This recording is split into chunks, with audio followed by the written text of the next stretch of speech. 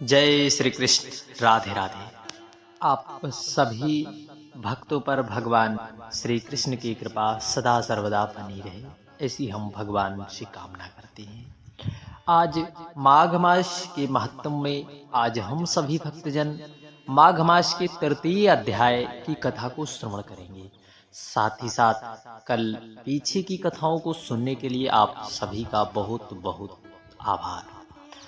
आप सभी पर भगवान देव देवेश्वर की कृपा दृष्टि बनी रहे, क्योंकि माघ मास के महत्व में आप सभी लोगों ने पहले दिन विद्याधर ब्राह्मण की कथा को श्रवण किया, दूसरे दिन मृगशृंग मुनि की कथा को श्रवण किया। आज की कथा में माघ मास के महत्व से मृगशृंग मुनि के द्वारा एक हाथी का उद्धार किस प्रकार से होता है और मृगशृंग मुनि का नाम कुत्स था, उनको मृगशृंग नाम क्यों भगवान देव देवेश्वर ने दिया। आज पहले हम सभी भक्तजन इसी की कथा को श्रवण करते हैं। मृगशृंग मुनि अर्थात कुत्स मुनि का पुत्र वत्स ने भगवान देव देवेश्वर से प्रश्न किया, देवेश्वर मैं तो कुत्स मुनि का पुत्र वत्स हूं, फिर मुझे आपने मृगशृंग कहकर क्यों संबोधित किया, इसका गूढ़ रहस्य हमें अवश्य बताएं। तब श्री भगवान बोले, ब्राह्मण इस कल्याण सरोवर के तट पर जब तुम तपस्या करने में लगे थे, उस समय जो मृग प्रतिदिन यहाँ पानी पीने आते थे, वे निर्भय होकर तुम्हारे शरीर में अपनी सींग रगड़ा करते थे। इसी से श्रेष्ठ महर्षि तुम्हें मृगशृंग कहते हैं। आज से सब लोग तुम्हें मृगशृंग ही कहेंगे। तो यो कहकर सबको सब कुछ प्रदान करने वाले भगवान सर्वेश्वर वहां निवास करने लगे। तदंतर मृगशृंग मुनि ने भगवान का पूजन और उनकी आज्ञा लेकर वे पर्वत पर चले गए। संसार का उपकार करने के लिए उन्होंने गृहस्थ धर्म को स्वीकार करने का निश्चय किया। अपने अंतःकरण में निरंतर वे आदि पुरुष भगवान कमल नयन श्री हरि विष्णु का चिंतन करने लगे। अपनी जन्मभूमि भोजराज नगर में घर आकर उन्होंने माता और पिता को नमस्कार किया और अपना सारा समाचार कह सुनाया। माता पिता की नेत्रों से आनंद के आंसू छलक आए। उन्होंने पुत्र को छाती से लगाकर बारंबार उनका मस्तक सूंघा और प्रेम पूर्वक अभिनंदन किया। वत्स आपने गुरु को प्रणाम करके फिर स्वाध्याय में लग गए। पिता माता गुरु तीनों की प्रतिदिन सेवा करते हुए उन्होंने संपूर्ण वेदों का अध्ययन किया और गुरु की आज्ञा ली। वे विधि पूर्वक व्रत स्नान और उत्सर्ग का कार्य पूर्ण करते। तत्पश्चात मृगशृंग मुनि ने अपने पिता से इस प्रकार बोले, तात पुत्र की उत्पत्ति के लिए पिता और माता को जो क्लेश सहने पड़ते हैं, उसका बदला मैं 100 वर्ष में नहीं चुका सकता। अतः पुत्र को उचित है कि वह माता पिता तथा गुरु की सदा ही प्रिय रहे। इन तीनों के अत्यंत संतुष्ट होने पर सब कुछ तपस्या पूर्ण हो जाती है। इन तीनों की सेवा से ही सबसे बड़ा तप कहा गया। इनकी आज्ञा का उल्लंघन करके जो कुछ भी किया जाता है वह कभी सिद्ध नहीं होता। विद्वान पुरुष इन तीनों की आराधना करके तीनों लोक पर विजय प्राप्त करते हैं। मनुष्यों के उचित है कि वह अखंड ब्रह्मचर्य का पालन करते हुए पिता से क्रमशः 3, 2 या 1 वेद का अध्ययन करने के पश्चात गृहस्थाश्रम में प्रवेश करे। यदि पत्नी अपने वश में रहे तो गृहस्थाश्रम से बढ़कर दूसरी कोई वस्तु नहीं। पति और पत्नी की अनुकूलता धर्म अर्थ और काम की सिद्धि का प्रधान कारक। यदि स्त्री अनुकूल हो तो स्वर्ग से क्या लेना, घर ही स्वर्ग हो जाता है। और यदि पत्नी विपरीत स्वभाव की मिल जाए तो नरक में जाने की क्या आवश्यकता है, घर ही नरक बन जाता है। सुख के लिए गृहस्थाश्रम स्वीकार किया जाता है, किंतु वह सुख पत्नी के अधीन है। यदि पत्नी विनयशील हो तो धर्म अर्थ काम की प्राप्ति निश्चित है। जो गृह कार्य में चतुर संतानवती पतिव्रता प्रिय वचन बोलने वाली और पति के अधीन रहने वाली हो। ऐसे उपयुक्त गुणों से युक्त नारी स्त्री के रूप में साक्षात लक्ष्मी होती है।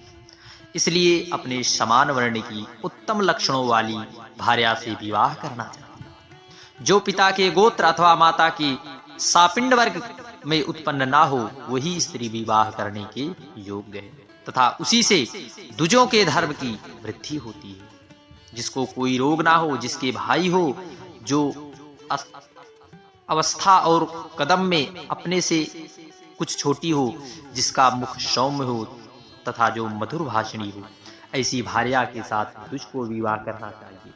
जिसका नाम पर्वत, नक्षत्र, वृक्ष, सर्प तथा नौकरों के नाम पर ना रखा गया हो, जिसके नाम में कोमलता हो, ऐसी कन्या से बुद्धिमान पुरुष को विवाह करना चाहिए।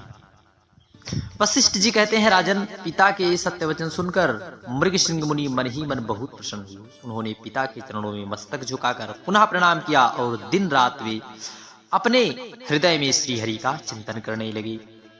वशिष्ठ जी कहते हैं, राजन, भोजपुर में उच्चस्थ नाम का एक श्रेष्ठ मुनि थे।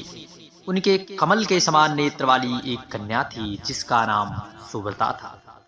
वह माघ मास में प्रतिदिन सवेरे ही उठकर अपने कुमारी सखियों के साथ कावेरी नदी के पश्चिमगामी प्रवाह में स्नान करती और स्नान के समय वह इस प्रकार प्रार्थना करती, देवी, तुम शह पर्वत की घाटी से निकलकर श्रीरंग क्षेत्र में प्रवाहित होती हो। श्री कावेरी, तुम्हें नमस्कार है। मेरे पापों का नाश करो। तुम बड़ी सौभाग्यशालिनी हो। माघ मास में जो लोग तुम्हारे जल में स्नान करते हैं, उनके बड़े बड़े पापों को हर लेती हो। माता, मुझे मंगल प्रदान करो। पश्चिम वाहिनी कावेरी, मुझे पति, धन, पुत्र, संपूर्ण मनोरथ और पातिव्रत्य पालन की शक्ति दे। यो कहकर सुव्रता कावेरी को प्रणाम करते हुए जहां जहां कुछ सूर्य का उदय होने लगा, उसी समय वह नित्य स्नान किया करती। इस प्रकार 3 वर्ष तक माघ स्नान किया। उनका उत्तम चरित्र तथा गृह कार्य में चतुरता देखकर पिता का मन बड़ा प्रसन्न हुआ। वे सोचने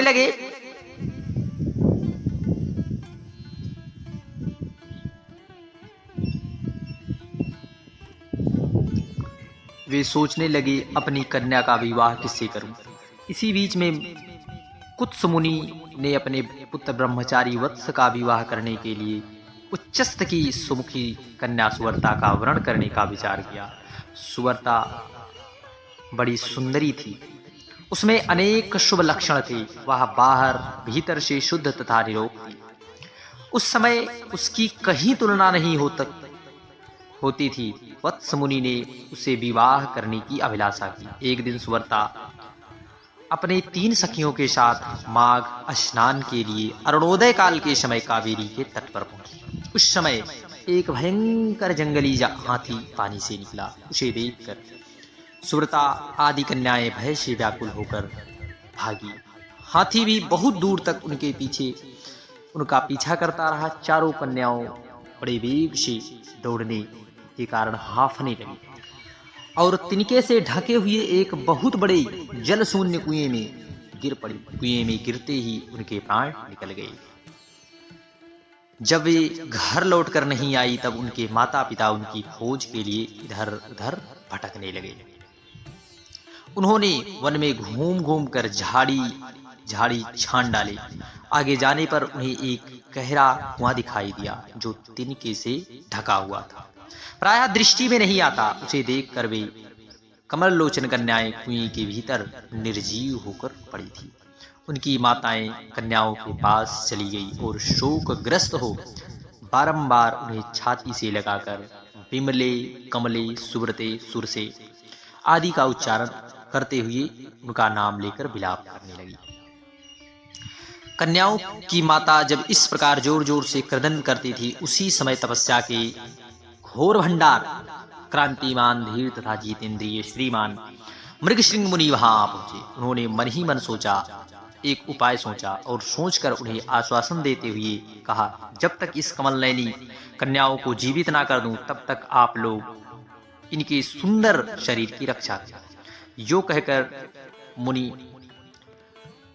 परम पावन कावेरी के तट पर गए और कंठस्वर में पानी में खड़े हो गए। मुख एवं भुजाओं को ऊपर लगाए सूर्य देव की ओर देखते हुए मृत्यु देवता की स्तुति करने लगे। इसी बीच में एक हाथी वहीं पानी के भीतर से उठा और उस ब्राह्मण को मारने के लिए सूंड उठाया। बड़े वेग से उसके समीप आया। हाथी का क्रोध देखकर मृगशृंग मुनि ने जल से विचलित नहीं हुए, अपितु चित्रलिखित छाप से चुपचाप खड़े रहे।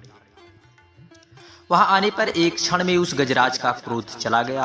वह बिल्कुल शांत हो गया। उसने मुनि को सूंड से पकड़कर अपनी पीठ पर बिठाया। मुनि अपने भाव को समझ गए। उनके कंधे पर सुखपूर्वक बैठने से उन्हें बड़ा संतोष हुआ और जब समाप्त करके हाथ में जल ले, मैंने 8 दिन तक माघ स्नान का पुण्य दे दिया, यो कहकर उन्होंने शीघ्र ही वह जल हाथी के मस्तक पर छोड़ दिया। इससे गजराज पाप रहित हो गया और मानो इस बात को स्वयं भी समझते हुए उसने प्रलयकालीन मेघ के समान बड़े जोर से गर्जना कर। हरे कृष्ण। आगे की कथा में अगले अध्याय।